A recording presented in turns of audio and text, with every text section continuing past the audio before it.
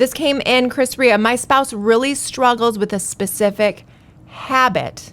Ooh. How do I see them with grace in this area? And they didn't zero in on the habit, right? So this could be a lot of things. That can be frustrating. Yeah. When you have a habit, a spouse has a bad habit, we would say, that really frustrates you. Maybe it's being impatient or short with their spouse. Maybe it's drinking or smoking or whatever the habit is has different levels. And I think the way that you approach this topic is, one, you got to get God involved. You got to pray. God, help my spouse. I believe in my spouse. My spouse has the potential to overcome this bad habit, and keep praying and speaking life over your spouse, celebrating the small wins. Yes. Like when that person doesn't do the habit, make a big deal about it. And then what we're doing is we're still saying, listen, I'm not okay with this habit. We need to keep working on this habit. Yeah. I believe in you. I believe you can do it.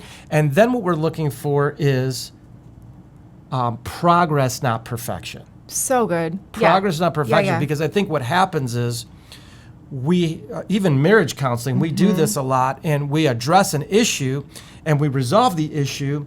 But then they come back the next week and they say, well, they still messed up in this area 5 times. Well, is it better than the week before? Did they mess up 10 times the week before, right? Can you recognize some of the progress? Yeah, we're looking for progress, not perfection. Okay, so that leads perfect into this next question, and it's, does seeing my spouse as holy and blameless, like we talked about in the Word, does that mean that I ignore their sin? Absolutely not. No. I think if there's something that is sinful in the relationship, in the marriage, I mean, obviously we're all flawed individuals, but we talk a lot about assertive communication, which is just the ability to express what you wish you had more of or less of in your relationship. So having a conversation in love, not judgment. Right. Hey, I love you, and because I love you, there's this thing going on with you, and I wish you didn't have this in your life. I think our marriage would be a lot better. I think your life would be a lot better. So how can we take steps towards improvement in this area? What do you need? How can we create a plan so that this sin is not something you deal with the rest of your life, but you can actually get free from it? And the way you just phrase that, that's that helpmate coming alongside. Right. That doesn't feel like the voice of a correction officer or a parent, like you did this and you. No. It's your spouse. It's the person that you said, I'm going to join my life with yours because I feel like we're better together. So how can I help you? What can we do to create a plan? So much better than accusing. Yes. All the time. So one more question for the Okay. espresso run. I'm gonna give it to you since I answered the first two. Here we go. What's one practical thing we can do today to start seeing our spouse with more grace? Ooh.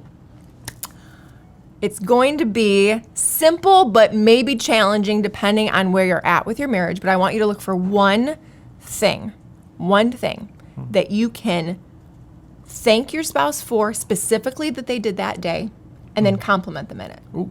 So, and like I said, if the marriage is really healthy, this might come very easily. If you're in a struggle of a place right now, recognizing a good thing that they do, it could be like, thank you so much for taking out that garbage. I really appreciate when you take care of our home.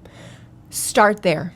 Yeah. And then the next day, give another thank you with a compliment attached to it in a different way. Not the same one. That's going to get repetitive. Like they will be on to you at that point. But build on that because you can get some traction with some little wins. So one thing, thank and compliment. That's really good. Yeah. Thank you for being on time to filming the show today. Did you notice that, Chris? That was really, really good. It meant a lot to me.